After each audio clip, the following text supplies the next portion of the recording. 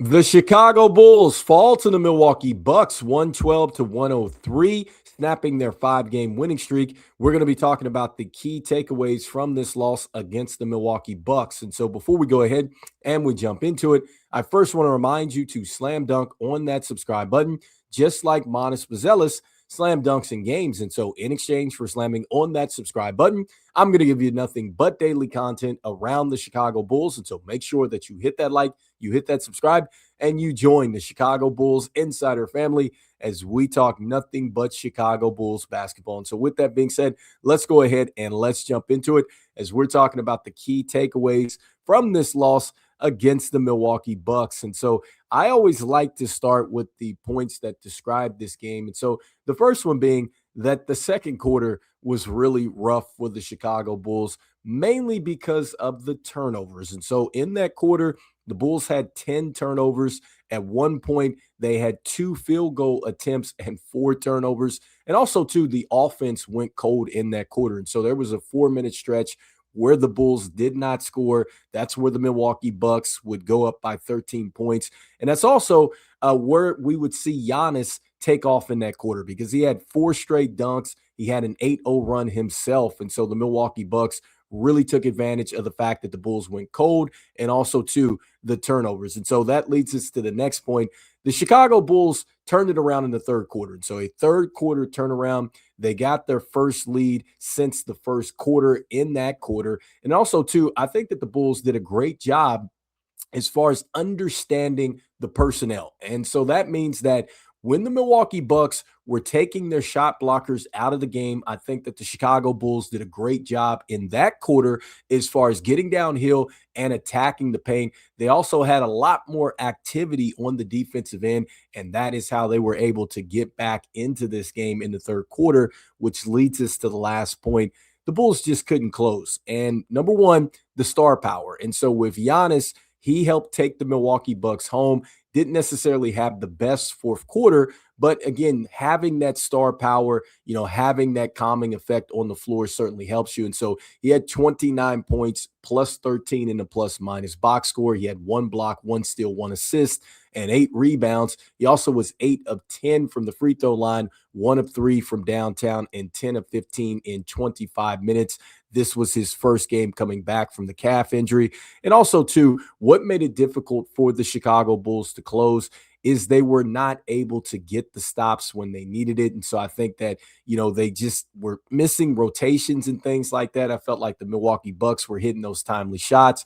And also, when it was 50-50 balls out there, the Chicago Bulls were not getting to those. And also, offensively, when it came down to just getting into some good sets down the stretch, the team didn't do a good job as far as executing there, and they just didn't have anybody that could take them home tonight. And so talking about the Chicago Bulls just being able to go to that one player to take them home in this game, they just didn't have it today. And so those are the 3 points. A rough second quarter with the turnovers, third quarter turnaround for the Bulls, and then also, too, just could not close the game out. And so that now brings us to just the stats with the starters and the bench. And so starting with the starters here. And so I'm going to start with Josh Giddey. And so with Josh Giddey, I liked what he did in the second half because the first half was extremely difficult for him. He did start off well with the 4 assists in the first quarter. And so I love the fact that he was able to set the table for teammates and things like that. But he was struggling with the early turnovers. And so you see that he had the 4 turnovers. A lot of that came early on. And it was because the Milwaukee Bucks were really walling up him and just some of the other Bulls out there. And so they were really selling out to stop the Bulls from getting downhill. And so he kind of dribbled into some trouble there. But in the second half, I think that that's where Josh Giddey got some things going. In fact, he had 8 points, I know, there in the third quarter and really got it going. And so 13 points. He was a negative 11 in the plus minus box score. He did have the 1 personal foul. He had 4 turnovers. He had 9 assists, 7 rebounds. He was 4-4 from the free throw line, 1 of 3 from deep, and 4 of 10 from the field in 26 minutes. And then with Coby White. And so with Coby White, I think that the biggest thing with him is just that he got in trouble, I think, really early on, with these turnovers. And then also, too, I think later on, he kind of struggled like late in the game when the team needed it the most. And so with him, I just think that he was kind of going a little bit too quick. And so that led to some of his turnovers. And I think that he got off to a good start because he was knocking down the three ball. He was 3 of 3 early on. And he just, again, had those silly turnovers, but he still had 16 points in this game. It was a -5. He did have 3 personal fouls. He had 5 turnovers in this game. He had 2 rebounds. He was 0 of 1 from the free throw line, 4 of 8 from deep, and 6 of 12 from the field in 29 minutes. And then with Vooch. And so with Vooch, look, man, he had an extremely slow start in this game. I think his first shot was like an air ball, and it just didn't look like it was going to go well for Vooch. But I think that in the second quarter, or not the second quarter, in the second half, that's where Vooch really picked it up because he was able to knock down his first and second 3-point shot in that quarter, and the activity picked up for him. And so 16 points. He was a -8 in the plus minus box score. He had 1 assist, 1 steal, 1 block. He had 2 turnovers, 2 of 4 from deep, and 7 of 14 from the field in 26 minutes. And I think another thing, too, to note about Vooch is that clearly I think that you can see that the team has certainly shifted away from, I think, playing him a lot like that. I think that you're seeing that Billy Donovan is now starting to show a lot more confidence with Zac Collins and Jalen Smith because they got off to a terrific start. In fact, in the first half, between those two players, they had 14 points and 14 rebounds. And so that was between Zac Collins and Jalen Smith. We'll talk about them in a little bit in a moment. But it just really felt like that as Vooch was really struggling early, that's where Billy Donovan was going to at the center position. And so that leads me to Modest Buzelis. And so with Modest Buzelis, it's interesting because he showed us some flashes and then he also showed us some struggles. And so defensively, he certainly struggled there. He did get dunked on by Giannis out there. And so he just didn't have an answer for him. He did have a nice early layup in this game. He knocked down his first 3-point shot as well. And so I love that. But then you see that, look, he had the 22 minutes. He wasn't necessarily out there to close it down. And again, he just struggled on the defensive end. And so 8 points, a -13 in the plus minus box score. He had the 3 turnovers, the 2 personal fouls, 3 rebounds, 2 assists, 3 of 4 from the free throw line, 1 of 3 from deep, and 2 of 5 from the field in 22 minutes. And then next, Isaac Okoro. And so with Isaac Okoro, look, I'm loving his activity level. And I think that with Isaac Okoro, the biggest thing that I take away from him is just that he's getting more comfortable on the offensive end. And so he had a nice little fast break layup. I love that. He was knocking down the 3 there in the second half. And so I like to see that as well. And I'm just loving the off-ball movement that I'm seeing from Isaac Okoro, and the effort level is there for him. And so 10 points in this game. He was a -2 in the plus-minus box score. Didn't have any turnovers in this game. He had 2 assists, 4 rebounds. He also was 1 of 2 from the free throw line, 1 of 1 from downtown, and 4 of 8 from the field in 19 minutes. And so, again, good efforts from Isaac Okoro. And then next, that leads us to the bench here. And so starting with Zac Collins. And so with Zac Collins, man, I was very impressed with what I saw from him. Again, he continues to show the versatility. And I mean that because he's running down the floor. He's showing you that he can run end to end as a center. I think he has great foot speed there. And he's got terrific hands as far as making the catches and then finishing around the lane, or finishing around the goal, excuse me. And so he's doing a great job there. And so I think that he did a great job as far as starting off early. He hit his first layup, running down the floor there. He got some big rebounds to help the Bulls get back into the game. Again, just talking about his first half, he had 8 points and 8 rebounds. He went on to have 6 now straight games in double figures. And so Zac Collins loving the activity here with him. And so 10 points, 2 assists, 10 rebounds. He did shoot 5 of 9 from the field. He was 0 of 1 from deep in 24 minutes. Developing story around Zac Collins is that he did limp off towards the end of the game. Right now on ESPN.com, he's listed as a game time decision. And there's really not any other update here other than that he limped off to the locker room in the closing minutes after the game. And so, this is going to be interesting for the Chicago Bulls moving forward because Zac Collins has really been great for this team since he's got back. Again, if you got a chance to look at this game, he was terrific as far as just getting to the boards, running the floor, and just really bringing a level of physicality to this team. And the double big lineup has been great for the Chicago Bulls. And so, the question is, can he remain healthy? Because that is one of the challenges that he's had in his NBA career. He's dealt with the ankle injuries before. This season, he has dealt with the wrist injury. And so hopefully Zac Collins is not going to miss any time, but that is the latest development around him. And so that leads me to Jalen Smith. And so with Jalen Smith, I think that Jalen Smith did a great job as far as getting to the boards, much like Zac Collins. I love the fact that he shot the three ball with confidence out there. And so 6 points, a +3 in the plus minus box score. He did have one block. He had one assist. He had the 10 rebounds.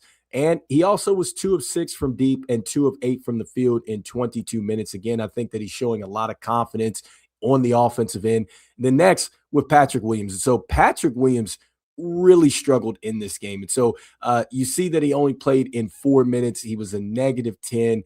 Only shot the ball one time, and it was from deep, and he missed that. But the biggest takeaway from this is that Patrick Williams did not play in the game before. His minutes have gone down as well. And in this game, he had no answer for Giannis. In fact, Giannis dunked on him twice. One time, he just pretty much pushed him out the way and dunked on him. And so, look, it is a very interesting situation here for Patrick Williams because the minutes have really decreased. And then it seems like the role has decreased as well.